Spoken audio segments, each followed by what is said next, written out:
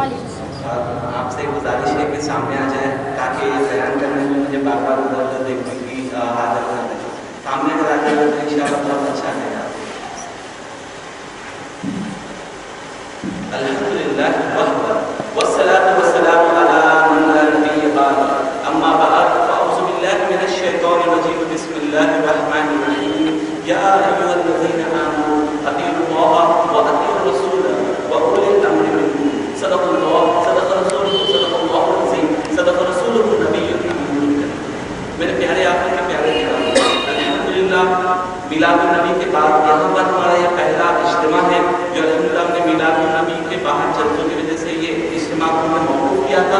انشاءاللہ ہم ہر اتوار جیسا ہم پہلے بناتے تھے یہاں پر اجتماع جو اجتماعی محفل کرتے تھے انشاءاللہ ہم اس کا سلسلہ دل سے جاری رکھیں گے. تو انشاءاللہ عز و جل دستور اہل سنت کے مطابق آپ کے غلاموں کا یہ دستور ہمیشہ رہا ہے کہ سب سے پہلے ہم اپنے پیارے آقا اور مولا محمد رسول اللہ صلی اللہ علیہ وسلم کی بارگاہ اقدس پہ درود پاک کا نذرانہ پیش کیے پڑھے اللہم صلی علی سیدنا و مولانا محمد وسلم. اور یہاں پر الحمدللہ میں کئی دنوں سے کئی اہم مسئلے بیان کر رہا ہوں اور الحمدللہ حدیث پاک میں حضور صلی اللہ علیہ وسلم نے یہ فرمایا کہ علم دین کا سیکھنا ہر مسلمان مرد و عورت پر یہ فرض ہے ضروری. تو الحمدللہ ہمارا یہی طریقہ ہے کہ ہم چاہے جلسے میں ہو چاہے ہم مسجد میں ہو ہمارا ہمیشہ یہی ذہن رہنا ہے اور ہمیشہ یہی ذہن لے کر ہم بیٹھے کہ جب بھی ہم سرکار کی محفل میں جب بھی ہم دینی محفل میں بیٹھے تو کچھ سیکھیں کچھ علم دین سیکھیں. اکثر آج کل ہوتا یہ ہے کہ اگر ہم جلسے وغیرہ میں ہو یا کہیں مسجد میں ہو تو حال ہمارا یہ ہو گیا ہے کہ کوئی آگے والا شخص ایک چھوٹی سی بات کہہ دے تو نعرے تکبیر نعرے رسالت کا اتنا بڑا تھا تو نعرے لگاتے چلے جاتے وہ رکنے کا نام ہی نہیں لیتے. تو حضور نے یہ نہیں فرمایا کہ اجتماع میں بیٹھو اور نعرے لگانا تم پر فرض نہیں. نعروں کی کوئی ضرورت نہیں. اگر آپ کو کوئی بات اچھی لگے اور اچھی لگے اگر کوئی بات آپ کو سمجھ میں آئے حدیث سمجھ میں آئے یا قرآن کیا سمجھ میں آئے تو آپ اس پر اللہ کا شکر ادا کرتے ہوئے سبحان اللہ کہے. میرے بیان کی داد دینے کے لیے نہیں بلکہ اللہ کی تعریف میں سبحان اللہ کہے. تو اس سے مجھے پتا چلے گا کہ ہاں آپ کو یہ بات سمجھ میں آ رہی ہے. تو انشاءاللہ اس طرح سے گفتگو کرنے میں آپ کو سمجھنے میں آسانی ہوگی اور انشاءاللہ مجھے بولنے میں بھی آسانی ہوگی. جو میں نے آیت کریمہ کی تلاوت آپ کی بارگاہ میں کی ہے جو آیت کریمہ میں نے پیش کی ہے وہ سورہ نساء آیت نمبر 59 ہے. سورہ نساء آیت نمبر 59 ہے. اس آیت کا مفہوم اور معنی آپ کی بارگاہ میں پیش کروں اور انشاءاللہ عز و جل اس کے بعد میں اپنا موضوع کا بھی آپ کے سامنے ذکر کروں گا. اس آیت میں اللہ عز و جل فرماتا ہے اے ایمان والو. اس آیت میں اللہ فرماتا ہے یا ایھا الذین آمنوا اے ایمان والو اللہ کی اطاعت کرو. اللہ اللہ کی اطاعت کرو واطیعوا الرسول اللہ کے رسول کی یعنی حضور صلی اللہ علیہ وسلم کی اطاعت کرو. اور اس کے بعد میں اللہ نے فرمایا وَأُولِي الْأَمْرِ مِنْكُمْ وَأُولِي الْأَمْرِ مِنْكُمْ. اس کا عربی میں اگر ہم اردو میں ٹرانسلیٹ کریں گے تو اس کا معنی یہ بنتا ہے اور ہم اپنے میں سے حکم والوں کی تم بات سنو حکم والوں کی بات کرو. تو یہاں پر اس آیت میں اللہ نے 3 چیزوں کا ذکر فرمایا. پہلا تو ذکر ہے اللہ کی اطاعت کرنا یعنی قرآن پاک میں جو ہمیں اللہ نے حکم فرمایا بات کا اطاعت کرنا. دوسری بات فرمائی گئی ہے حضور صلی اللہ علیہ وسلم کی بات یعنی حدیث پر اطاعت کرنا. اور یہاں پر ایک تیسری بات کا بھی ذکر کیا گیا ہے. انشاءاللہ آج کا میرا موضوع وہ تیسری بات ہے اور اس کے مطابق جو آج کل اختلافات عام ہو گئے ہیں ہم انشاءاللہ اس کو کلیریفیکیشن کریں گے اور اس کو سمجھیں گے کہ اختلاف عام کس وجہ سے یہاں پر آئے ہوئے ہیں اور اس میں لوگوں کا کیا اس کے متعلق نظر ہے. تو اگر آپ دیکھیں تو تیسری بات کے متعلق یہ بات ہوتی ہے کہ ہم الحمدللہ اہل سنت والجماعت اور اب جتنے بھی شافعی حضرات وغیرہ ہیں تمام اہل سنت والجماعت کا اس بات پر اجماع ہے کہ تمام اہل سنت والجماعت کسی نہ کسی امام کی تقلید کرتے ہیں کسی نہ کسی امام کی تقلید کرتے ہیں. تو آپ کی بارگاہ میں تقلید کے متعلق ایسی باتیں پیش کروں گا جس سے آپ ان کو جواب دے سکے جس سے آپ کو سمجھ میں آئے کہ آخر تقلید کیا ہے. کیا تقلید کرنا ہمارے وہاں پر ضروری ہے؟ اگر ضروری ہو تو کن باتوں میں ضروری ہے؟ اگر ہم تقلید نہ کریں تو اس سے کیا لازم ہوگا کیا پرابلمس ہمیں فیس کرنی پڑے گی. تو یہاں پر تقلید کا لغوی یعنی ڈکشنری سے اگر آپ معنی لیں گے تو تقلید کا معنی ہوتا ہے گلے میں پٹا ڈالنا. تقلید کا عربی سے اگر آپ اردو میں ٹرانسلیٹ کریں گے تو تقلید کا معنی کیا ہوتا ہے کسی کا گلے میں پٹا ڈالنا. تو یہ لوگ کہتے ہیں کہ بھائی تقلید کا معنی تو یہ ہے کہ گلے میں پٹا ڈالنا یعنی تم لوگ امام اعظم کا پٹا اپنے گلے میں ڈالے ہوئے امام شافعی امام احمد بن حنبل اور امام مالک کا پٹا اپنے گلے میں ڈالے ہوئے. تو میں نے کہا کہ بھائی ڈکشنری معنی کچھ اور ہوتا ہے اور اصطلاحی معنی کچھ اور ہوتا ہے. تو ہم دیکھیں کہ اصطلاحی معنی کیا ہے, یعنی شریعت میں تقلید کسے کہتے ہیں, شریعت میں تقلید کا معنی اور حکم کیا ہے. تو تقلید کے مطابق بہت سارے اماموں نے اس سے واضح بات فرمائی ہے کہ تقلید کا معنی اور حکم یہ ہے کسی بھی امام کے قول کو لینا, کسی بھی امام کے قول کو لینا اس بات سے کہ اس نے قرآن و حدیث میں نظر کی ہے, اس نے قرآن و حدیث میں نظر کی ہے, بغیر دلیل مانگے ہوئے کسی امام کا قول لینا, اس چیز کو کہتے ہیں تقلید. یعنی کسی امام, اگر امام اعظم ابو حنیفہ کوئی بات کہے تو ہم اسے یہ نہیں کہیں گے کہ اس کی دلیل لاؤ, یہ نہیں کہیں گے کہ اس کی دلیل لاؤ. تو بغیر دلیل مانگے ہوئے, بغیر دلیل پر نظر کیے ہوئے کسی کے امام کے قول کو ماننا یا اس پر عمل کرنا, اسے کہتے ہیں تقلید. تو یہ لوگ سب سے پہلے یہ جو جماعت وہابیہ جو ابھی اپنے آپ کو اہل حدیث کہتے ہیں, تو یہ لوگ یہ کہتے ہیں کہ تم لوگ جو امام کا قول مانتے ہو, جو تم لوگ امام کا قول مانتے ہو, اس کا مطلب یہ ہے کہ تمہیں نبی کی بات پر اعتبار ہے, تم نبی کی اطاعت نہیں کرتے, نبی کو چھوڑ کر اپنے امام کی تقلید کرتے ہیں, اپنے امام کی پیروی کرتے ہو. تو لہٰذا وہ لوگ یہ کہتے ہیں کہ جو شخص کسی امام کی تقلید کرے, آپ غور سے سنیں, جو شخص کسی امام کی تقلید کرے وہ شخص مشرک ہو جاتا ہے. وہ شخص کیا ہوتا ہے؟ مشرک. اور ان کی دلیل یہ ہے کہ صرف حکم دینا صرف اللہ کا کام ہے اور صرف اللہ کا حکم ماننا ہوگا. اگر اللہ کے علاوہ کسی کا بھی حکم مانیں گے تو وہ کیا ہوگا؟ مشرک ہو جائے گا. اور ایک ان کی دلیل یہ ہے, سورہ توبہ آیت نمبر 31 میں یہ لوگ ایک روایت میں یہ قرآن کی آیت اور معنی یہ ہے کہ کچھ لوگوں نے ان جیسے تم نہ ہونا جنہوں نے اللہ کو چھوڑ کر اپنے راہبوں اور اپنے پادریوں کو خدا بنا لیا, اپنے پادریوں کو کیا بنا لیا؟ خدا بنا لیا. تو حدیث پاک میں اس آیت کی تشریح میں حضور نے فرمایا, ایک شخص جو وہاں پر پہلے نصرانی وغیرہ ہوا کرتے تھے, بعد صحابی ہو, انہوں نے کہا یا رسول اللہ, ہم نے تو ہمارے جو فادر ہوتے ہیں, جو ہمارے جو راہب ہوتے ہیں, ان کو ہم نے خدا نہیں بنایا. تو رسول اللہ نے ان سے پوچھا کیا تم ان کی بات پر ہمیشہ عمل کرتے تھے, خدا کی کتاب کے خلاف بھی اگر وہ تم عمل کرتے تھے؟ انہوں نے کہا ہاں, اگر وہ حلال کو حرام کہے تو حرام مان لیتے تھے, اگر ہم وہ حرام کو حلال کہے تو ہم حلال مان لیتے تھے. تو حضور نے کہا اسی کو اللہ نے کہا کہ خدا بنا لینا, یعنی اللہ کے حرام کو حلال جاننا اور اللہ کے حلال کی ہوئی چیز کو حرام جاننا, اسی کا مفہوم ہوتا ہے کہ اللہ کے علاوہ کسی کو خدا بنانا. تو یہ بات کو ہم پر پیش کرتے ہیں. اب ادھر اس طرف توجہ دیں. اب وہ بات ہم پر یہ پیش کرتے ہیں اور کہتے ہیں کہ ہم جو بات کہہ رہے ہیں کہ وہ آپ لوگ یہی کرتے ہیں کہ آپ اللہ کی کتاب کو چھوڑ دیے, آپ رسول اللہ صلی اللہ علیہ وسلم کی بولی کو چھوڑ کر آپ کس کی بات مان رہے ہیں؟ اماموں کی بات مان رہے ہیں, اماموں کی تقلید کر رہے ہیں. تو اسی لیے سورہ توبہ آیت نمبر 31 کے مطابق آپ لوگ تمام کے تمام تقلید کرنے والے مشرک ہوئے, اور ایسے مشرک ہیں ابو جہل سے بھی خطرناک, ابو جہل تو سنگل مشرک تھا, آپ لوگ ڈبل مشرک, معاذ اللہ سبحان معاذ اللہ. تو ہم دیکھتے ہیں کہ آج نیٹ پر اگر آپ جا کر یوٹیوب کو ہمارے تقلید, تو وہاں پر جو کہ تمام مولوی آتے ہیں کہتے ہیں یہ تقلید سب سے گھٹیا چیز ہے, سب سے بدترین چیز ہے, یہ شرک ہے. یہ کیا ہے؟ شرک ہے. اس کی وجہ سے تمام امت جو ہے نا گمراہ ہو گئی اور اپنے آپ کو جو ہے نا بانٹ لیا. تو پہلی بات آپ کی بات کرنا, میں قرآن و سنت سے عرض کرتا چلوں کہ یہ تقلید جو ہم کرتے ہیں, پہلے آپ دیکھیں کوئی چیز کا حکم اگر ہم لگائیں گے تو سب سے پہلے اس کی اصل کو دیکھنا ہوگا, یعنی تقلید ہم کس معنی میں کرتے ہیں, یعنی کس چیزوں میں تقلید کرتے ہیں, کس چیزوں میں نہیں کرتے. تو تمام اہل سنت کا اس بات پر اجماع ہے کہ تقلید عقائد میں نہیں ہوتی, تقلید عقائد میں نہیں ہوتی اور ان باتوں میں بھی نہیں ہوتی جو قرآن و حدیث میں واضح طور پہ جو بات ہے اس میں تقلید نہیں کرتے. آپ کے سامنے میں مثال پیش کرتا ہوں. اگر کوئی کہے کہ ہم اللہ کو ایک مانتے ہیں, اگر کوئی آپ سے پوچھے ہم اللہ کو ایک مانتے ہیں, اس کی دلیل کیا ہے, تو ہم اسے یہ نہیں کہیں گے امام اعظم نے ابن اکبر میں فرمایا کہ اللہ ایک ہے, نہیں, بلکہ ہم یہ کہیں گے کہ قرآن میں اللہ نے فرمایا کہ وہ ایک ہے. یعنی مفہوم ہمارا یہ نکلا کہ جو عقیدہ ہم بنائیں گے اللہ کے متعلق, رسول کے متعلق, ان تمام عقائد کو جب ہم ماننا ہے, جب ہمیں ماننا ہے, تو اس کو اتارتا ہم صرف قرآن اور حدیث سے لیں گے. جو چیز عقائد کی بات ہے تقلید کسی کی نہیں کریں گے. بات اپنی سمجھ میں ہے کہ عقائد میں تقلید کسی کے نہیں کریں گے. اور جو عمل ہے, جو قرآن و سنت میں واضح طور پر ہے, ان چیزوں میں بھی ہم تقلید نہیں کریں گے. اب دیکھیں اگر کوئی پوچھے آپ سے کہ 5 وقت کی نماز ہم پڑھتے ہیں تو یہ کس کی تقلید میں پڑھتے ہیں, تو ہم کہیں گے بھائی کسی کی تقلید ہم نہیں کرتے. اللہ کا قرآن میں حکم فرمایا ہے کہ اقیموا الصلاۃ, نماز کو قائم کرو, نماز پڑھو. تو جب اللہ نے فرمایا 5 وقت کی نماز پڑھو, تو اسی وجہ سے اللہ کے فرمان پر ہم عمل کرتے ہوئے ہم اس بات میں اللہ کا مانتے ہیں. تو اب بات یہاں پہ آتی ہے کہ کن چیزوں میں تقلید ہوتی ہے. تو ہم نے کہا کہ عقائد میں تقلید نہیں ہوتی, اور اعمال جو قرآن و حدیث میں واضح ہے ان میں بھی تقلید نہیں ہوتی. تو کن میں تقلید ہوتی ہے؟ تو علماء کرام نے اس کو آسان کرتے ہوئے فرمایا کہ دیکھیے, تو کچھ ایسی چیزیں ہوتی ہیں جو قرآن و حدیث میں واضح طور پہ بیان نہیں کی گئی, قرآن و حدیث میں واضح طور پہ بیان نہیں کی گئی, اور باتیں ایسی ہوتی ہے کبھی حضور صلی اللہ علیہ وسلم نے اس چیز کو کیا, کبھی حضور صلی اللہ علیہ وسلم نے اس چیز کو نہیں کیا.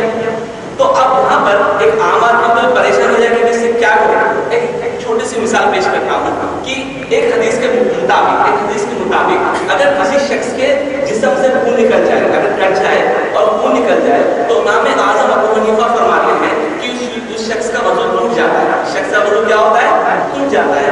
امام شافعی اپنی دلیل لاتے ہیں اور حدیث و قرآن سے استدلال کرتے ہوئے فرماتے ہیں اگر کسی کا خون نکل جائے تو اس کا وضو نہیں ٹوٹتا, اس کا وضو نہیں. امام اعظم فرماتے ہیں وضو ٹوٹ جاتا ہے, اور امام شافعی کیا فرماتے ہیں؟ وضو نہیں ٹوٹتا. لیکن یہ دونوں اپنی منمانی نہیں بلکہ قرآن و حدیث کو سامنے رکھتے ہوئے ہمیں بتا رہے کہ اس چیز سے یہ میں نے مسئلہ نکالا, اس چیز سے میں نے یہ مسئلہ نکالا. یعنی یہ کام ہر اہل غیر نقو غیر کرتے ہوئے بیٹھ کر ہوٹلوں میں بیٹھ کر انگلش کا بخاری ترجمہ, مسلم کا بخاری ترجمہ جو محسن نامی ایک وہابی نے لکھا ہے اس کو دیکھ کر نریٹڈ بائی کہتے ہوئے ان کا کام نہیں. یہ کام ان لوگوں کا, ان ہستیوں کا ہے جنہوں نے اپنی زندگی اسلام کے لیے قربان کی, تمام زندگی انہوں نے اسلام کے لیے دے دی, رات رات بھر عبادت کرتے, دن بھر روزہ رکھتے اور دین کی خدمت کرتے. امام اعظم ابو حنیفہ رضی اللہ تعالیٰ عنہ کے مطابق امام جلال الدین سیوطی فرماتے ہیں کہ آپ کا معمول یہ تھا کہ آپ 40 سال تک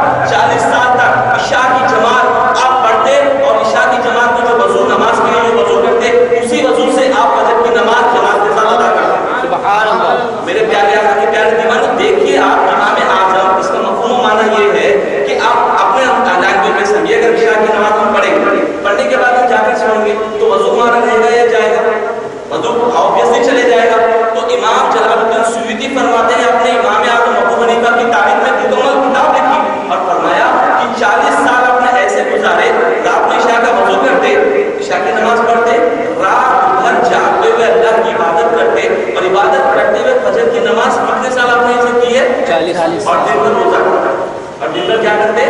یہ ہے امام اعظم رضی اللہ تعالیٰ عنہ کی شان. امام اعظم ابو حنیفہ نعمان بن ثابت رضی اللہ تعالیٰ عنہ کی شان یہ ہے کہ آپ 40 سال تک یہ عمل کرتے رہے. اور آج کے لوگ جو عشاء کی نماز پڑھتے صرف 4 رکعت پڑھیں گے, تو 9 رکعت پڑھ کے بچا کے ہوٹل میں جو ہے الجمہ ہوٹل میں بیٹھ جائیں گے, یا شاداب ہوٹل میں بیٹھ کے بریانی کھا کے رات کے 2-3 بجے تک روڈوں پہ گشت کریں گے. گشت کرنے کے بعد صبح فجر لاسٹ مومنٹ میں فجر کی نماز پڑھ کے سو جائیں گے, کالج وغیرہ جائیں گے. تو آپ بتائیں مجھے دیانت کے ساتھ, سچائی کے ساتھ بتائیں, کیا ان کا منصب ہے کہ دین کے مسائل کو نکالنا, یا ان کٹے پہ بیٹھنے والے آج نام نہاد اہل حدیثوں کا یہ منصب ہے؟ آپ مجھے بتائیں, جواب دیں مجھے کہ کس کا منصب ہے؟ ان کا منصب ہے یا ان کا منصب ہے؟ تو جن کا منصب تھا انہوں نے اپنا کام بخوبی نبھایا. انہوں نے, اور ایک بات آپ کی باتیں میں عرض کرتا چلو, امام اعظم ابو حنیفہ رضی اللہ تعالیٰ عنہ نے تقریباً 13 لاکھ مسائل کو قرآن و حدیث سے نکالا. کتنے لاکھ مسائل کو نکالا؟ 13 لاکھ مسائل کو آپ نے قرآن و حدیث سے نکالا ہے. یہ آپ کی شان ہے. تو ہم تقلید جو کرتے ہیں یہ عقائد میں نہیں کرتے, اعمال کا مطلب وہ اعمال جو قرآن و حدیث میں واضح ہے اس میں نہیں کرتے. ہم تقلید اس چیز میں کرتے ہیں, فروع میں کرتے ہیں. کس میں اس کا ٹرمی اگر اسلامک ڈیفینیشن کیا کہتے ہیں؟ فروع کا مطلب ہے وہ چیز جس میں کوئی واضح ثبوت نہ ہو کرنے کا یا نہ کرنے کا. تو وہ قرآن و حدیث سے ہمیں بتائیں گے کہ ہم نے قرآن و حدیث میں غور کیا, ہم نے ہماری زندگی تمام صرف کی, ہم نے حضور صلی اللہ علیہ وسلم کی حدیثوں کو ایسے پیا کہ ہر لفظ کا ہم معنی جانتے ہیں. قرآن کی ایسی آیتیں جو تقریباً 300-500 تک تقریباً آیتیں جو حکم آیتیں ہیں وہ آپ کی زبان کی نوک پر ہمیشہ رہتی. تو ان تمام کا ہم نے مطالعہ کیا اور ہم نے اس فقہ کو مدون کیا, فقہ کو ہم نکالا, تاکہ امت کو یہ آسانی ہو جائے کہ جب انہیں کوئی مسئلہ معلوم کرنا چاہے تو وہ بخاری مسلم کھول کر پریشان نہ ہو جائے. تو انہوں نے یہ تقلید کا مفہوم یہی ہے کہ ہم امام کی بات اس لیے مانتے ہیں کہ انہوں نے قرآن اور حدیث میں غور و فکر کر اس کے حدیث اس کے مطابق قرآن کی آیتیں بھی دی اور اس مسئلے کو دیا. اسی کا نام ہے تقلید. سبحان اللہ. اور ایک بات میرے پیارے آقا کے پیارے دیوانوں ذرا سنتے چلے, یہ لوگ کہتے ہیں تم لوگ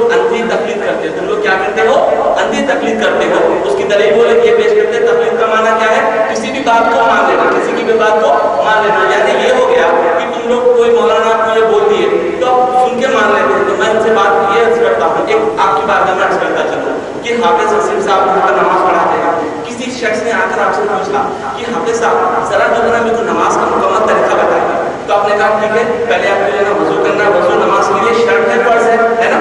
تو وضو آپ اس طرح سے کرنا ہے. اس کے بعد آپ آئیے, جماعت کے لیے ٹھہریے, یہاں پر اس طرح سے ٹھہرنا ہے, اس طرح سے ہاتھ اٹھانا ہے, اس طرح سے ہاتھ ڈالنا ہے, پھر رکوع کرنا ہے, پھر ٹھہرنا ہے, پھر اس کے بعد جو ہے سجدہ کرنا ہے. تمام آپ نے مکمل بتانے کے بعد وہ شخص بول رہا ہے کہ دیکھیے وسیم صاحب, میں آپ پر اعتماد نہیں کرتا. یہ لوگ یہی نعرہ ہوتا ہے کہ کسی بھی امام پہ اعتماد یعنی بھروسہ نہیں کرتے, ہم صرف قرآن و حدیث کو مانتے ہیں. تو وہ لوگ کہتے ہیں کہ اگر وہ شخص آپ وسیم صاحب سے یہ کہے کہ وسیم صاحب جو آپ نے تمام مکمل بتایا ہے, مجھے قرآن اور حدیث کے آیتوں اور حدیث میں جو چیزوں سے آپ نے سنت اور واجب کا جو بتایا ہے, مجھے قرآن اور حدیث سے بتایا. آپ سمجھ گئے میری بات؟ تو آپ وسیم بھائی سے کیا کہیں گے؟ اب انہوں وسیم بھائی کو لائبریری لے کے جا کر تمام یہ حدیث, وسیم بھائی کہیں گے دیکھو آپ پہلے تو جاہل ہو, پہلے تو آپ کیا ہو, جاہل ہو. میں نے آپ پر یہ کرم فرمایا کہ میں جو علم سیکھا ہوں, جو میرے استادوں نے سکھایا, میں آپ پہ کرم کر کے میں نے آپ کو علم دین سکھایا, اور آپ اب مانگ رہے کہ مجھے اس کا مین سورس کہاں سے ہو. تو بھائی آپ جا کر کتابوں کا مطالعہ کیجیے, بخاری مسلم کھولیے, یہ ہر کتاب میں یہ وسائل یہ تمام معاملات موجود ہیں. اور اگر کوئی بندہ یہ کہے کہ میں کسی پہ بھی اعتماد نہیں کرتا ہوں, سب اپنے سے کرتا ہوں, صرف اپنے سے ہی میں اس کو کروں گا, تو وہ زندگی میں کبھی ایک قدم بھی آگے نہیں بڑھائے گا. کیوں؟ اگر آپ اسکول جاتے ہیں, کالج جاتے ہیں, تو مولوی صاحب جو ہے آپ کے بورڈ پر ایک لمبی سی لکیر کھینچتے ہیں, کہتے ہیں الف, کہتے ہیں الف, تو آپ کہتے ہیں الف, بعد میں لکھتے ہیں با, تو کہتے ہیں با. اگر آپ بولیں کہ بھائی مولوی صاحب یہ الف ہے, اس کی دلیل کیا ہے؟ بندہ اب ایک بات سمپل سے سمجھیے, اگر کوئی بندہ کسی کی تقلید نہ کرے, کسی کو فالو نہ کرے, کیا وہ بندہ پیدا ہونے کے بعد کبھی بڑھ سکتا ہے آگے؟ نہیں بڑھ سکتا, نہیں بڑھ سکتا. تو یہ عقل کے اندھے ہو چکے ہیں جو تقلید کو کیا کہتے ہیں, شرک کہتے ہیں. لیکن یہاں پر قرآن کی آیت, اب میں قرآن کی آیت کی طرف آتا ہوں. اللہ نے فرمایا اے ایمان والوں, کس سے خطاب ہو رہا ہے؟ ایمان والوں سے, منافقوں سے نہیں ہو رہا, کافروں سے نہیں ہو رہا, اور تمام جو اسلام کو چھوڑ کر ہے ان سے نہیں ہو رہا, بلکہ ایمان والوں سے خطاب ہو رہا ہے. اے ایمان والوں, اللہ کی اطاعت کرو. کس کی اطاعت کرو؟ اللہ کی, یعنی کس کی؟ قرآن کی. اور اے ایمان والوں, کس کی اطاعت کرو؟ رسول کی, یعنی حدیث کی. اور اس کے بعد تیسرے مرتبے پہ کیا ہے؟ وَأُولِي الْأَمْرِ مِنْكُمْ. اولی الامر منکم کا عربی معنی یہ ہوتا ہے جو تم میں حکومت والے ہیں, جو تم میں حکومت والے خلیفہ ہو. تو یہ لوگ کہتے ہیں حکومت والے کا مطلب یہ ہے جو خلیفہ ان کی بات مانو, یہاں پر تقلید کا مسئلہ نہیں. میں کہوں گا بھائی جو بادشاہ خلیفہ ہے وہ اسلامی شریعت کے مطابق حکم دے گا یا غیر شریعت کے مطابق حکم دے گا؟ اسلام. اچھا وہ خود عالم ہوگا یا کسی عالم سے مشورہ لے کر دے گا؟ تو وہ خود مشورہ لے کر جب دے گا تو اولی الامر منکم سے مراد یہاں پر صرف یہ کہہ دینا کہ جو ہے صرف ہم یہاں پر کسی اور کو نہیں, یہاں پر صرف خلیفہ کا ہے. تو میں آپ کی بات میں بڑی بات عرض کروں, آپ نے تو کہا کہ ہمارے صرف دو اصول, اللہ اور اس کے رسول. ہمارا اہل حدیث کے دو اصول, اللہ اور اس کا رسول. ہم قرآن کو مانتے ہیں اور حدیث کو مانتے ہیں, اس کے علاوہ پورے ہمارے نزدیک بیکار ہے, چاہے وہ کوئی بھی امام ہو, کوئی بھی کتاب ہو. یہی کہتے ہیں نا کہ ہم خدا قرآن ہونا اور حدیث ہونا.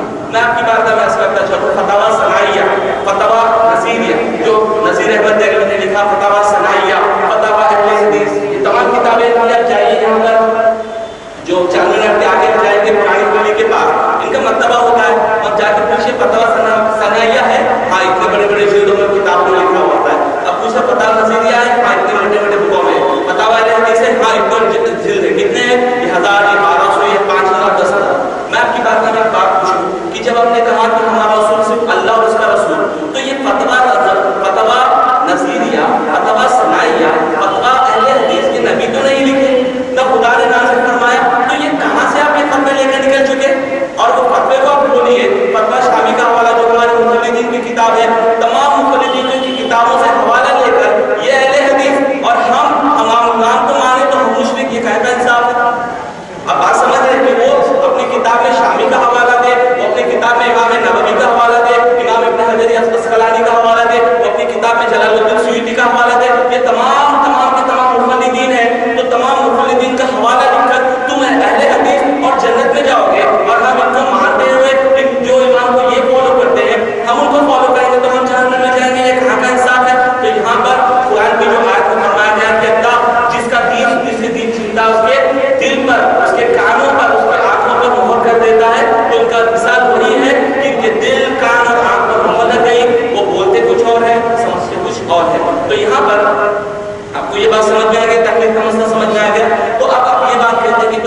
کرنا واجب کیوں کہتے ہیں تم لوگ؟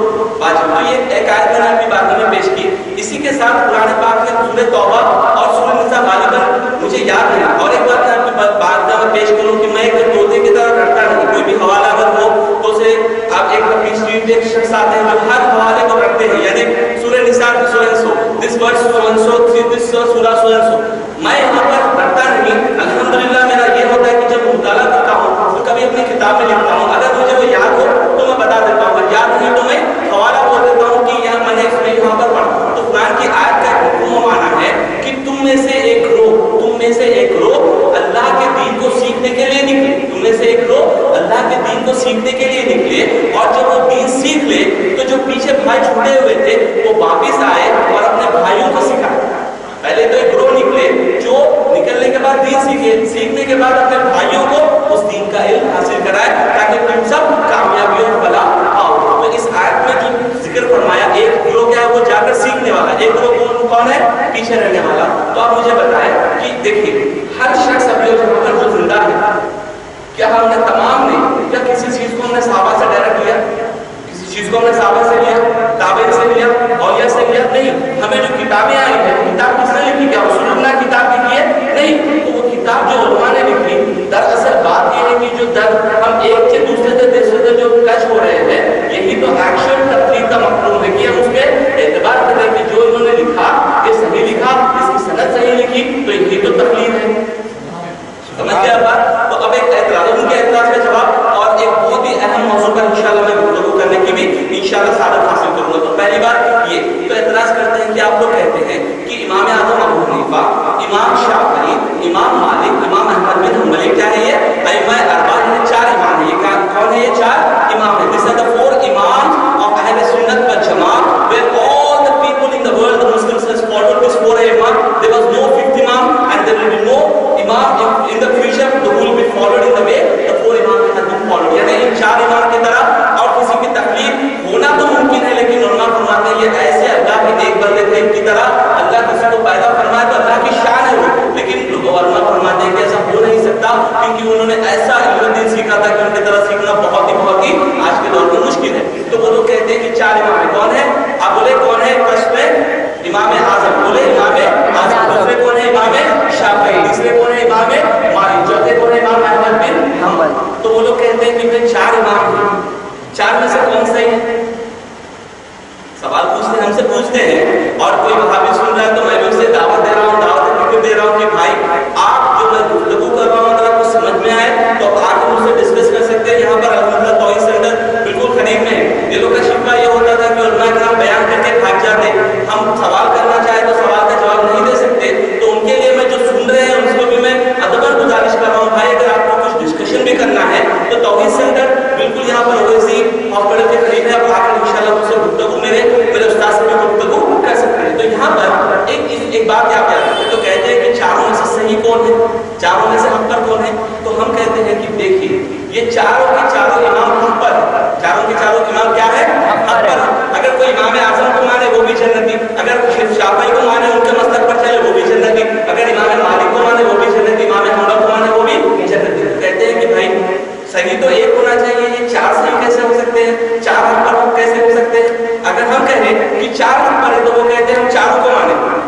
ہم کیا کریں گے, چاروں کو مانیں گے, کسی ایک کے پیچھے مت پڑو, ہم چاروں کے ساتھ لے کر چلیں گے کیونکہ چار حق پر ہے, چار حق پر ہے تو ہم چاروں کو لے کر چلیں گے. تو ایک بات میں آپ کی بات کا عرض کروں, اگر کوئی شخص یہ کہے کہ ہم چاروں کو مانیں گے, چاروں کو لے کر چلیں گے, تو ایک مثال پیش کرتا ہوں, آپ کو سمجھ میں آ جائے گا کہ ہم چار امام کو ایک وقت میں کیوں نہیں مان سکتے. پہلی بات آپ یاد رکھیں, ایک شخص ہے وہ آیا, وضو کر لیا اس نے, پہلے وضو کرنے کے بعد مسجد میں آیا, اس کو کچھ مار وغیرہ لگ گیا, تو اس کو جو ہے ایک خروش وغیرہ خون بہنے لگا. تو میں نے اس سے کہا کہ بھائی آپ چاروں کو ماننے والے ہیں. تو امام اعظم رضی اللہ عنہ فرماتے ہیں کہ اگر جسم سے خون نکل جائے تو آپ کا وضو ٹوٹ جاتا ہے, آپ جا کے پھر سے دوبارہ وضو کریں. تو وہ کہے گا, امام اعظم فرماتے ہیں, لیکن امام شافعی فرماتے ہیں کہ خون نکلنے سے وضو نہیں ٹوٹتا, خون نکلنے سے وضو نہیں ٹوٹتا, لہٰذا میرا وضو نہیں ٹوٹا. وہ پوچھ کر آگے ٹھہرا.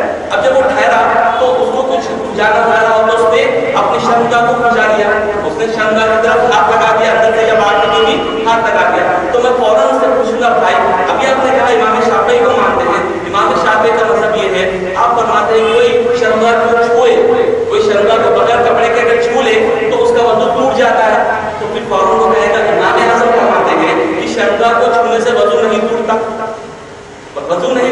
फिर कहाँ पर चले गया?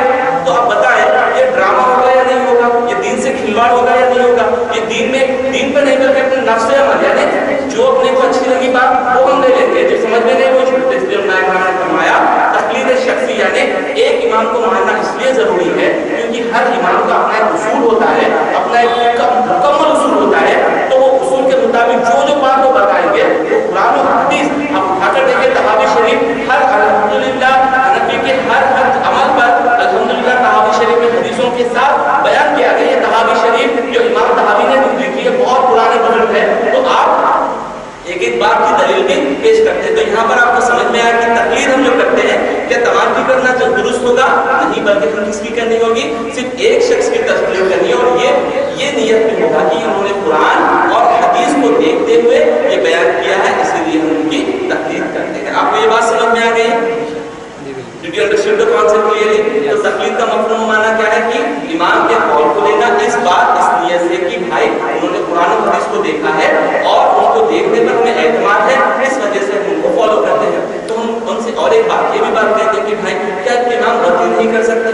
ये भी बात कहते हैं क्या इमाम क्या मासूम होते? सिर्फ नबी मासूम होते हैं इसलिए हम नबी की इत्तिबा करते हैं, नबी की तकलीद करते हैं, तो इमाम मासूम तो नहीं होते? हम कहते हैं ठीक है, हदीस पाक का मफहूम हुजूर सल्लल्लाहु अलैहि वसल्लम फरमाते हैं जब कोई मुज्तहिद यानी जो मसाइल निकालता है, जो फतवा देता है, अगर वो फतवा दे और वो दुरुस्ती तक पहुंचे यानी सही फतवा दे तो उसे 2 अजर मिलते हैं, 2 सवाब मिलते हैं। कितने सवाब? 2 सवाब। अब हुजूर फरमाते हैं अगर वो शख्स फतवे में कुछ गलती भी कर दे, कुछ गलती भी हो जाए तो फिर भी अल्लाह अज़्ज़ा व जल्ल उसको 1 सवाब अता फरमाता है। वो इसलिए क्योंकि उसने अपने नफ्स की खातिर फतवा नहीं दिया बल्कि दीन के लिए, दीन को आगे बढ़ाने के लिए, दीन को समझाने के लिए उसने फतवा दिया। अगर उसका फतवा गलत भी हो तो उसे कितने सवाब मिलेंगे? 1 सवाब मिलेगा।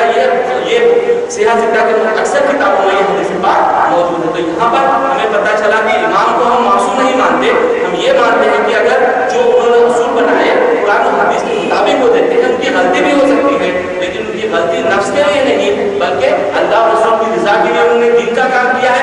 इस वजह से अगर उनसे गलती भी हो जाए तो अल्लाह उसे माफ फरमाएगा। कितने सवाब अता फरमाएगा? 1 सवाब अता फरमाएगा। तो ये वजह है कि हम तकलीद करते हैं। और एक बात याद रखें, ये लोग कहते हैं कि किसी की तकलीद नहीं करते, ये भी झूठ है। ये लोग क्या कहते हैं? हम किसी की तकलीद हम डायरेक्ट मानते हैं। तो पहली बात आप याद रखें कि एक शख्स है जिसका नाम है दाऊद ज़ाहिरी। एक शख्स का नाम है जो बहुत पुराना, तकरीबन 400 सेंचुरी में ये शख्स पैदा हुआ था, दाऊद ज़ाहिरी। उसका मजहब ये था कि कुरान और हदीस में जो लफ्ज आते हैं ना उसका ज़ाहिरी जो माना होता है वो माने पे अमल करना। जो कुरान और हदीस में जो मफहूम आता है, जो ज़ाहिरी अल्फाज होते हैं वो माने पर अमल करना, इसका मजहब का नाम बना ज़ाहिरी मजहब। आप विकिपीडिया पे भी देख सकते हैं ज़ाहिरी मजहब, आप सर्च करें, ये 5th पर्सन है ये एक्शन। तो ये शख्स जो है इसका शागिर्द है इब्ने हज़म ज़ाहिरी, इसी के साथ इब्ने तैमिया, इसी के साथ इब्ने अब्दुल वहाब नजदी, मोहम्मद इब्ने अब्दुल वहाब नजदी, ये तमाम जो इंडिया में जो है यहाँ पर इस्माइल तैमी वगैरह वगैरह तमाम की जो चैन जो जुड़ रही है एक उसके फॉलोअर्स है ज़ाहिरी। और उनका मजहब क्या है? कुरान और हदीस में जो ज़ाहिर है उस पर अमल करेंगे, हम उसके अंदर जाकर डिटेल में नहीं देखेंगे। आपके सामने एक मुहद्दिसीन का एक वाक़या पेश करूँ तो आपको समझ में आए कि हदीस का ज़ाहिर क्या है और हदीस का बातिन क्या है। एक मरतबा एक मुहद्दिसीन की जमात हदीस बयान कर रही थी। एक शख्स देहात फार्मर जो देहात वगैरह करता है, तो वो शख्स आया, आके गाँव वाला शख्स आकर मुहद्दिसीन से पूछा कि हज़रत एक सवाल है, वो सवाल ये है कि मेरे पास खेती बाड़ी होती है, अल्हम्दुलिल्लाह मेरे पास बहुत पानी आता है, मेरे कुएं में बहुत पानी आता है, तो मैं आपसे ये पूछना चाहता हूँ कि मेरे पास कुएं में पानी आने के बाद जो मेरे पास बहुत ज़्यादा पानी बचता है, मेरे बाजू वाले को थोड़ा सा प्रॉब्लम है, तो मैं बाजू वाले को क्या अपना पानी दे सकता हूँ? क्या इसमें मुझे सवाब मिलेगा? आप बताएं। ये उसने सवाल पूछा तो आप क्या कहेंगे? उसने क्या सवाल पूछा? मेरे पास बहुत पानी होता है, मेरे भाई की मदद के लिए से उसके मदद के लिए मैं उसको पानी देना चाहता हूँ, अपने खेत का जो बचा हुआ पानी मैं देना चाहता हूँ, तो मुझे सवाब मिलेगा? तो जवाब क्या होना चाहिए? आप बताएं कि नॉर्मल सी बात है, जवाब क्या होना चाहिए? सवाब मिलेगा या गुनाह मिलेगा? सवाब मिलेगा। तो मुहद्दिस ने कहा है बदबख्त, तू सवाब की नियत करता है, सवाब तो नहीं बल्कि तुझे गुनाह मिलेगा। हदीस पाक में फरमाया गया कि अपना पानी किसी और के खेती में ना डालो। हदीस पाक में एक हदीस में सरकार ने फरमाया अपना पानी किसी और के खेती में ना डालो। तो वहां पर एक हनफी बुजुर्ग जो इमाम आज़म अबू हनीफा के शागिर्दों में से थे और इमाम आज़म अबू हनीफा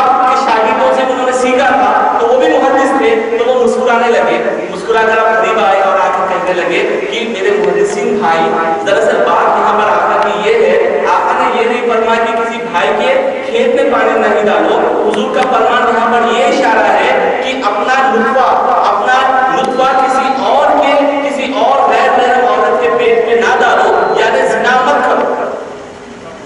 آپ کو سمجھ میں آئی یہ بات؟ وہاں پر حضور کا فرمان کا مفہوم یہ تھا کہ اپنا پانی کسی اور کی کھیتی میں نہ ڈالو. مفہوم یہ ہے بیوی اور جس سے ہم حلال طریقے سے کر سکتے ہیں اس کے علاوہ کسی سے نہ کرو.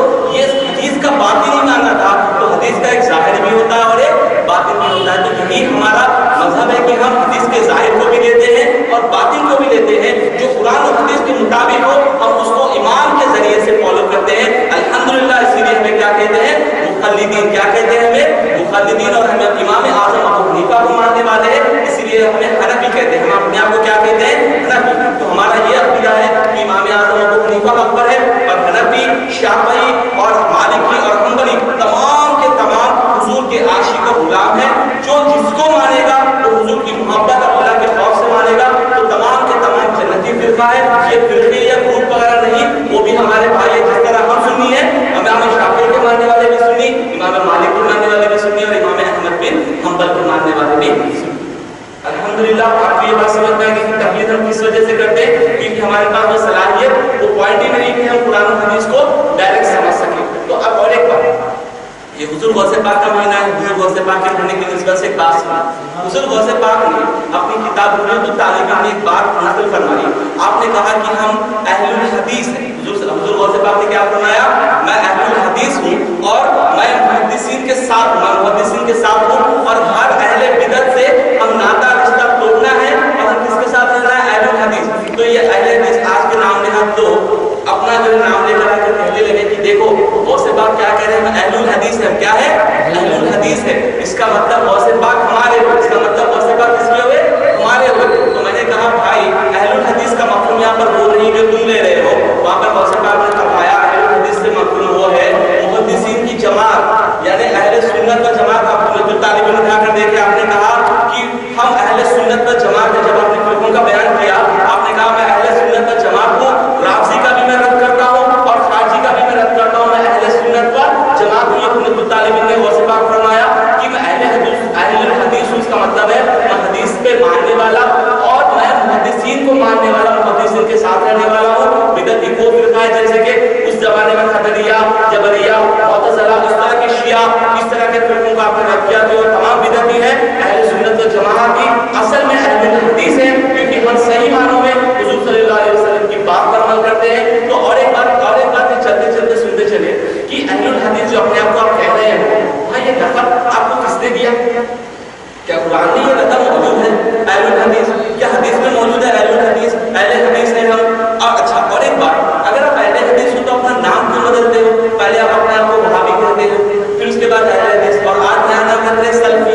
اپنے آپ کو کیا کہتے ہیں؟ سلفی. یعنی نام ہے آپ کا فلان کہتے ہیں فلان سلفی، ارشد سلفی، مشتاق سلفی، یہ سلفی. تو پہلے آپ نے وہابی کہا، اس کے بعد اپنے آپ کو اہل حدیث کہا، اس کے بعد سلفی کہا. تو آپ کی بات میں عرض کرتا چلوں نواب صدیق حسن خان بھوپال جو ان کے بہت بڑے گرو ہیں، انہوں نے کتاب میں لکھا ہوا ہے، تاریخ میں ان کی لکھا ہوا ہے کہ انہوں نے اپنے جو اس دور میں جب گورنمنٹ ہوتی تھی کون سی برٹش گورنمنٹ، ان کے پاس انہوں نے ایک خط بھیجا.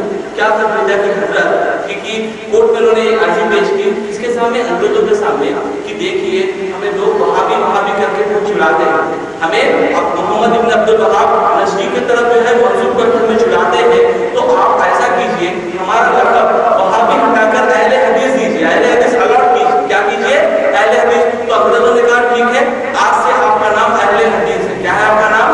اہل حدیث. قرآن و سنت میں نہیں بلکہ انگریزوں نے اپنے ایجنٹوں کو کیا لکھا؟ اہل حدیث. اور میں چیلنج کے ساتھ یہ بات کر رہا ہوں جو بھی بھائی جو بھی یہ بیان سن رہا ہے اگر اس کو حوالہ ہاتھوں سے دیکھ کر پڑھنا ہے انشاءاللہ وہ میرے پاس تشریف لائے، میں انشاءاللہ اس کو کتاب کھول کر صفحہ نمبر کے ساتھ اس حدیث اگر اس کا جواب نہ بتا سکوں تو آپ مجھے پکڑ سکتے ہیں اور مجھے مار دے سکتے ہیں. سبحان اللہ. تو میرے بھائیوں تو یہ نام صرف اپنے آپ کو نام رکھ لینے سے کوئی اہل حدیث نہیں ہوتا. صحیح معنی پر سرکار کی محبت دل میں جمع کرے، سرکار کی مجھ سے محبت کرے، اس کے بعد آپ اپنے آپ کو اہل حدیث کرو اور حدیث پہ عمل کرو. تو صرف آپ جو ہے اللہ کو مانیں گے، صرف کہیں گے سرکار کا کیا مفہوم ہے، صرف حدیث لے لیے سرکار سے کچھ مطلب ہو اور محبت نہیں تو وہ اہل حدیث کہلانا ہوگا ہی نہیں. کیونکہ سچے اہل حدیث اہل سنت و جماعت ہے. ایک موضوع وقت تو میرے پاس وقت تو موجود نہیں، انشاءاللہ میں ایک اور سا ایک چھوٹا سا ٹاپک میں ایکچولی لایا تھا کتابیں تاکہ یہ بہت ہی امپورٹنٹ موضوع تھا، میں اس کی انشاءاللہ صرف مکمل ایک شارٹ سمری آپ کی بارگاہ میں پیش کروں۔ یہ اصل میں بات آج کل یہ ہو گئی ہے کہ ہر جگہ پر ہم کہتے ہیں کہ بھائی ہم امام اعظم ابو حنیفہ کے ماننے والے ہیں، تو ہم نماز اس طرح سے پڑھتے ہیں کہ جب ہم تکبیر تحریمہ میں آتے ہیں تو سب سے پہلے اللہ اکبر کہہ کر ہاتھ اٹھاتے کانے تک، اس کے بعد ہاتھ کو ناک کے نیچے باندھ لیتے ہیں۔ انشاءاللہ فیوچر موضوع میں ناک کے نیچے ہاتھ باندھنے کے بھی انشاءاللہ دلائل دوں گا، ہم کس طرح سے ٹھہرنا اس کے دلائل دوں گا، انشاءاللہ یہ ہوتے رہے گا۔ جب علم میں ہم سجے نہیں تو انشاءاللہ ہر بات پر ضرور کریں گے۔ تو یہاں پر ایک بات ہوتی ہے کہ ایک مرتبہ ہاتھ اٹھاتے ہیں اس طرح سے باندھتے ہیں، بس الحمدللہ۔ تو یہاں پر ہم اکثر لوگوں کو جو اپنے آپ کو سلفی اور اہل حدیث کہتے ہیں، وہ لوگ اپنے صفوں میں جب بیٹھتے ہیں تو سب سے پہلے ہاتھ کو اٹھاتے ہیں، باندھتے ہیں۔ جب رکوع میں جاتے ہیں، رکوع میں جانے سے پہلے کیا کرتے ہیں؟ ہاتھ اٹھاتے ہیں، پھر رکوع میں سے اٹھنے کے بعد کیا کرتے ہیں؟ ہاتھ اٹھاتے ہیں۔ اس موضوع کو کہتے ہیں رفع الیدین۔ اس چیز کو کیا کہتے ہیں؟ رفع الیدین، یعنی عربک میں رفع الیدین کا مطلب ہوتا ہے اپنے دونوں ہاتھوں کو رفع یعنی اٹھانا، دونوں ہاتھوں کو اٹھانا۔ تو یہاں پر آج کل ایک ایسا چیز بنا دیے ہیں کہ رفع الیدین یعنی رکوع میں جاتے وقت، رکوع سے اٹھتے وقت، پھر دوسری رکعت میں رفع الیدین کرنا، ایسا ہمیں بتاتے ہیں کہ تم لوگ حدیث کے منکر ہو۔ ہم نے نیٹ پر دیکھا کہ بھائی کسی نے سوال کیا کہ رفع الیدین کرنا کیسا ہے، تو انہوں نے ان کے مولوی صاحب توصیف الرحمان صاحب نے، اگر سن رہا تو وہ سمجھ جائے گا کہ توصیف الرحمان صاحب ایک جو ہے ان کے بہت بڑے علامہ مولانا ہیں، انہوں نے کہا کہ جو نبی جو رفع الیدین نہیں کرتا وہ منکر حدیث ہے۔ کیا ہے وہ؟ منکر حدیث ہے۔ بخاری شریف میں، مسلم شریف میں، ترمذی شریف میں، تمام سیاہ ستہ کی کتابوں میں رفع الیدین حضور صلی اللہ علیہ وسلم سے ثابت ہے، اور جو نہ کرے وہ حدیث کا منکر ہے۔ یہ ان کا قول ہے، کیا ہے؟ حدیث کا منکر ہے۔ یعنی انڈائریکٹلی وہ لوگ ہمیں یہ کہہ رہے ہیں کہ اگر ہمارے سنی بھائیوں کو، میں نے کئی بھائیوں کو پوچھا بھائی رفع الیدین کرنا کیا اتنا ضروری ہے، تو کہا ہاں رفع الیدین کرنا ضروری ہے، کیونکہ بخاری شریف کی صحیح حدیث پاک میں موجود ہے کہ حضور صلی اللہ علیہ وسلم نے رکوع میں رفع الیدین کیا، حضور صلی اللہ علیہ وسلم نے رکوع سے اٹھتے وقت رفع الیدین کیا، ہمیشہ رفع الیدین کیا، اسی لیے ہمارے اوپر ضروری ہے کہ ہم رفع الیدین کریں۔ اور اپنے بولے والے سنی بھائی کیا سمجھتے ہیں؟ ہاں رفع الیدین کرنا اتنا امپورٹنٹ، حدیث کھول کے بتاتے ہیں۔ narrated by Abdullah ibn Umar, he said, I saw Prophet sallallahu alaihi wasallam when he was praying the namaz, when he was going into ruku, Prophet sallallahu alaihi wasallam raised the hands, when he again above, Prophet sallallahu alaihi wasallam raised the hands, today وہ یہاں پہ ہے دو مرتبہ ہاتھ اٹھایا، ہاں تو سنت مبارکہ ہے، ہمیں کیا کرنا ہے؟ ہاتھ اٹھانا ہے۔ تو اپنے سنی بولے والے بھائی کیا کرتے ہیں؟ چلو مسجد کا راستہ بدل دیے، اب وہاں پر جانے لگے، کیوں کہ بھائی وہ مسلم اور بخاری سے ڈائریکٹ بتا رہے ہیں کہ اپنے پاس تو ایسا ہے ہی نہیں، اپنے پاس ہمارے ماں باپ ہمارے امام بولتے تو مانتے ہیں، ہم یہاں پر قرآن و حدیث ڈائریکٹ ہم سن رہے ہیں اور پڑھ رہے ہیں اور رفع الیدین ہم کرتے ہیں، تو اس کا مفہوم ہے کہ ہم اہل حدیث اہل سنت و جماعت اصل میں ہے کیونکہ ہم سنت پر عمل کرتے ہیں۔ اور ہمارے بھائی بھولے بھلے بھائی پہلے کیا کرتے ہیں؟ رفع الیدین کے چکر میں پہلے کیا کرتے ہیں؟ رفع الیدین کے چکر میں ان کے پیچھے گئے۔ میں آپ کو میرا خود کے جو میرے پرانے جو دوست وغیرہ میرے محلے میں ہوتے تھے ان کا میں حال بتا رہا ہوں، کیونکہ جس وقت میں ان سے ملتا تھا بہت 10 سال پہلے دوستی تھی، اب تو نہیں ہے، تو وہ لوگ دھیرے دھیرے اپنے دوستوں کے ساتھ جب ایسے کالج کے دوستوں کے ساتھ پہلے کیا کرتے تھے؟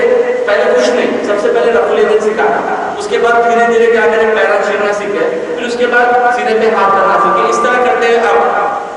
اب حال یہ ہے عید میلاد النبی بدعت شرک، وہ کیا شرک کا نام بدعت شرک، ٹھیک ہے۔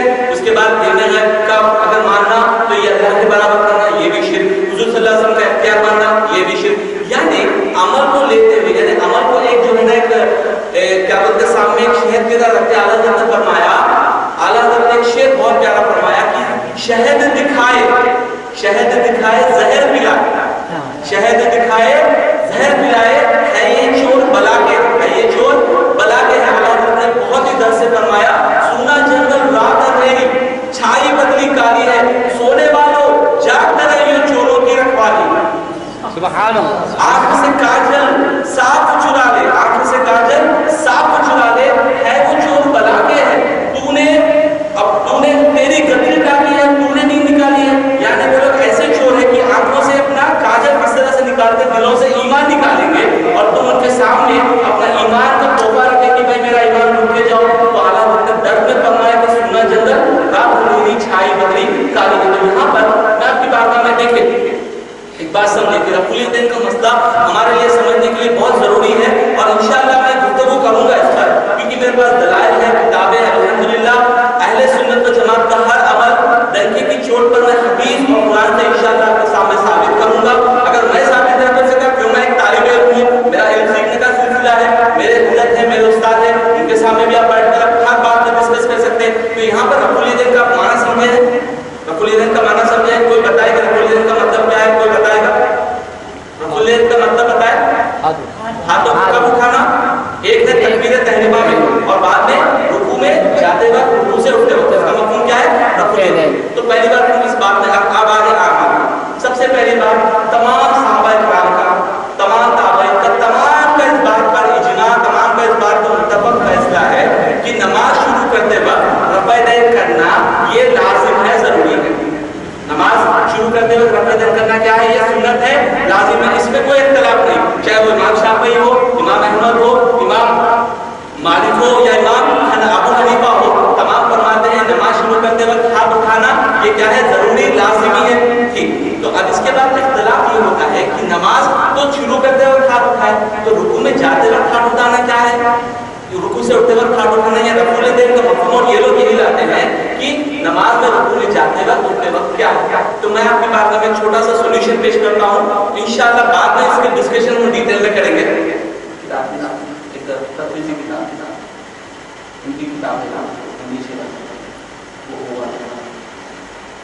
دیکھیں یہ میں نے کتاب ان کے لیے لی ہے، مکتبہ الفہیم، یہ کہاں سے چھپی ہے؟ صادق چوک، مونت بنجا، یو پی سے چھپی ہے، مکتبہ فہیم۔ اور اس میں دیکھیے آپ اثبات رفع الیدین، کتاب کا نام کیا ہے؟ پڑھ رہے ہیں آپ، اثبات رفع الیدین۔ اس کتاب میں ان کے جو بڑے مولانا ہیں، اسکالر ہیں، انہوں نے رفع الیدین کے متعلق حدیث ذکر کی، ٹھیک ہے۔ الحمدللہ میں نے اس کتاب کا مطالعہ کیا، ابھی میرے پاس وقت تو نہیں، انشاءاللہ اگلے درس میں ہم اس کتاب کی جو ہم کھولیں گے تو میں نے الحمدللہ ٹکری کیا، انہوں نے کیا حدیث بیان کی ہے۔ حضرت ابوبکر صدیق رضی اللہ عنہ فرماتے ہیں کہ میں نے دیکھا کہ حضور صلی اللہ علیہ وسلم نماز شروع کرتے وقت ہاتھ اٹھاتے تھے، پھر حضور صلی اللہ علیہ وسلم رکوع میں جاتے وقت ہاتھ اٹھاتے تھے، پھر رکوع سے اٹھتے وقت ہاتھ اٹھاتے تھے۔ یہ حدیث پاک انہوں نے بہقی شریف کی پیش کی، اس طرح تمام حدیثیں انہوں نے پیش کی۔ تو یہاں پر آپ کی بات کا میں عرض کرتا چلوں، تو ان سے آپ پوچھیں کہ کتنے صحابہ نے رفع الیدین کیا؟ وہ کہیں گے عبداللہ ابن عمر، عمر فاروق رضی اللہ تعالیٰ عنہ، حضرت علی رضی اللہ تعالیٰ عنہ، حضرت عثمان غنی رضی اللہ عنہ، حضرت عمر فاروق رضی اللہ تعالیٰ عنہ، تمام عشرہ مبشرہ، تمام اس کتاب میں لکھا ہے، اس کتاب میں لکھا ہے تمام خلفائے راشدین، تمام عشرہ مبشرہ، تمام صحابہ نے زندگی میں ہمیشہ رفع الیدین کر کے نماز پڑھی ہے۔ یہ انہوں نے لکھا ہے کتاب میں کہ ہمیشہ رفع الیدین کیا ہے انہوں نے۔ تو میں ایک بات آپ سے پوچھتا ہوں کہ کوئی بھی بات اگر ہم اسلام میں لیں تو وہ یا تو فرض ہوگی، آپ بولے یا تو فرض ہوگی، یا تو واجب ہوگی، یا تو سنت موقدہ ہوگی، یا تو سنت غیر موقدہ ہوگی، یا تو مستحب ہوگی، یا تو مباح ہوگی۔ یہ 6 کوالٹیز ہیں۔ تو فرض وہ ہوتا ہے جو حضور صلی اللہ علیہ وسلم نے تاکید، قرآن و حدیث میں تاکید آئی ہے، وہ کیا ہے؟ فرض۔ بقول ان کے، انہوں نے کہا تمام حضور نے ساری زندگی ہمیشہ رفع الیدین کیا۔ انہوں نے کہا یہ کتاب میں انشاءاللہ تشریح کروں گا، اور اس کے ساتھ انہوں نے کہا کہ تمام خلفائے راشدین نے بھی رفع الیدین کیا، عشرہ مبشرہ نے بھی رفع الیدین کیا، تمام نے رفع الیدین کیا۔ تو ان کے مطابق رفع الیدین کرنا کیا ہوگا؟ تمام رفع الیدین کرتے، تو رفع الیدین کرنا کیا ہوگا؟ فرض ہونا چاہیے۔ تو میں انشاءاللہ ان کے جواب بھی دوں گا، اور ایک ان کے دلیل آتے ہیں انشاءاللہ، دلیل کا کتاب بھی میں مسلم شریف لے کر آیا ہوں، اس کتاب سے بھی انشاءاللہ ہم ضرور بضرور انشاءاللہ اگلے درس میں ڈسکس کروں گا۔ اور ایک بات یاد رکھیں، تو یہ لوگ جو کہتے ہیں کہ سنی بھائیوں کو بھائی تمام نے رفع الیدین کیا، تو خود ان کے موجود کی کتابیں بھی موجود ہیں جس میں انہوں نے کہا کہ رفع الیدین کرنا کیا ہے؟ مستحب ہے۔ رفع الیدین کرنا کیا ہے؟ ایک مولوی کہتا ہے کہ رفع الیدین کرنا فرض ہے، اور ان کا خود کا مولوی، اور مولوی کا نام سنا ثناء اللہ افضلی صاحب، کون سے صاحب؟ ثناء اللہ افضلی صاحب لکھتے ہیں اپنی کتاب اہل حدیث کا مذہب، کتاب کا نام کیا ہے؟ اہل حدیث کا مذہب۔ کسی نے ان سے پوچھا رفع الیدین کرنا کیسا، تو وہ کہنے لگے کہ رفع الیدین کرنا جیسے کہ امام حضرت ابن مسعود کے مذہب میں بھی ہے کہ رفع الیدین کرنے نہیں کر کے بھی نماز پڑھ سکتے ہیں، اور رفع الیدین کر کے بھی نماز پڑھ سکتے ہیں۔ اسی طرح اجماع جہنی نے بھی اپنی کتاب میں لکھا کہ رفع الیدین کے مسئلے میں کرنے کے بھی دلائل ہے، نہ کرنے کے بھی دلائل ہے۔ اسی طرح ان کے ابن ظاہری المحلی کتاب میں لکھا کہ رفع الیدین حضور صلی اللہ علیہ وسلم سے ثابت بھی ہے، نہ بھی ثابت ہے۔ تو اتنے دلائل کی کتابوں سے ہیں۔ تو یہاں پر ایک بات پہلی بات ہمارا یہ دعویٰ ہے رفع دین کرنا حضور صلی اللہ علیہ وسلم سے ثابت ہے. رفع دین کرنا حضور صلی اللہ علیہ وسلم سے کیا ہے؟ ثابت ہے. لیکن بعد میں حضور صلی اللہ علیہ وسلم نے خود منع فرمایا اس بنا پر رفع دین اب کرنا منسوخ ہے. کیا ہے یہ؟ منسوخ. ایک بار ایگزامپل دیتا ہوں قرآن پاک کی آیتوں سے بھی آپ سمجھے. قرآن پاک میں پہلے ایک آپ دیکھیں گے قرآن کا آپ دیکھیں اسلام کی شروع دور میں شراب پینا اس دور میں کیا حلال تھا حرام تھا؟ پہلے اسلامی ابتدا دور پہلے پیتے تھے شراب. کب ابتدائی دور میں پیتے تھے؟ جب قرآن میں منع کر دیا گیا تو پینا چھوڑ دیا گیا ہے نا. تو پہلے وہ کیا تھا؟ پیا جائز تھا. اس کے بعد منع کیا تو کیا ہوا؟ منسوخ ہو گیا. کیا ہوا؟ منسوخ ہوا. اسی طرح 18 ابھی مکمل کر رہا ہوں 18 مہینے تک بیت المقدس کی طرف رخ کرتے نماز پڑھی گئی تھی. اس کے بعد آپ کہاں پر نماز پڑھتے ہیں؟ کعبہ شریف کی طرف رخ کر کے نماز پڑھتے ہیں. تو پہلے وہ کیا تھا؟ موجود تھا لیکن اب کیا ہوا؟ منسوخ. اسی طرح رفع الیدین کا مسئلہ بھی یہ ہے کہ ہمارا دعویٰ ابھی تو دعویٰ پیش کروں انشاءاللہ اگلے ڈسکشن میں ڈیٹیل کریں گے کہ رفع الیدین کرنا ہمارے نزدیک منسوخ ہے. انشاءاللہ اس کے دلائل کے انبار پیش کریں گے. اللہ عز و جل سے دعا ہے کہ جو کچھ بھی بیان ہوا ہے تکلیف کے متعلق اللہ عز و جل اس بیان کو اپنی بارگاہ میں قبول فرمائے. ہم سب کو یاد رکھنے اور دوسروں تک پہنچانے کی توفیق عطا فرمائے. یا اللہ اس میں جو غلطیاں اسے معاف فرما. یا اللہ سب کو سچا پکا عاشق رسول بنا. یا اللہ عز و جل تیرے چہیتے اماموں کی یا اللہ عز و جل اتباع کرتے ہوئے قرآن و سنت کی اتباع کرتے ہوئے ہمیں رہنے کی توفیق عطا فرما. آمین. ان اللہ و ملائکتہ یصلون علی النبی یا ایھا الذین آمنوا صلوا علیہ وسلموا تسلیما. اللهم صل علی سیدنا محمد. سبحان ربک رب العزة عما یصفون والسلام علی المرسلین والحمد للہ رب العالمین.